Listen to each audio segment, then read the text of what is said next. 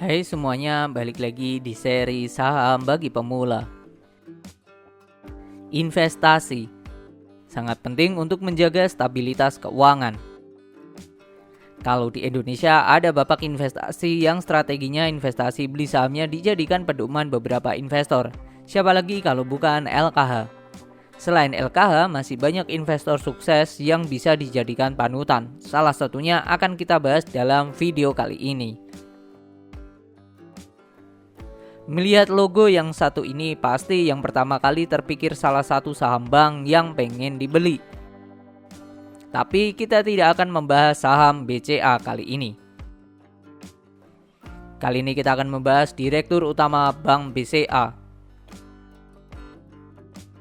Di balik kesuksesannya, ini strategi investasi saham ala bos BCA. Investor retail perlu mempelajari fundamental suatu perusahaan saat memutuskan membeli sahamnya. Selain itu, investor juga harus berani ketika harga saham turun. Selain itu, investor harus mengetahui secara langsung terkait informasi suatu perusahaan dan jangan hanya mendengarkan informasi atau cerita ekspektasi dari perusahaan yang beredar. Saham itu tidak bisa lari dari fundamental. Omongan orang lain. Jika investor hanya mendengar cerita atau ekspektasi, maka tidak menutup kemungkinan harga saham dapat jatuh. Kenapa? Sebab emiten dengan fundamental bagus tidak luput dari gejolak ekonomi yang menyebabkan pergerakan harga saham ikut terkoreksi. Kata Jahja, saat harga saham turun menjadi momentum yang tepat untuk dimanfaatkan oleh investor untuk mengoleksi saham dengan fundamental baik. Good time. Bukan good time makanan ya.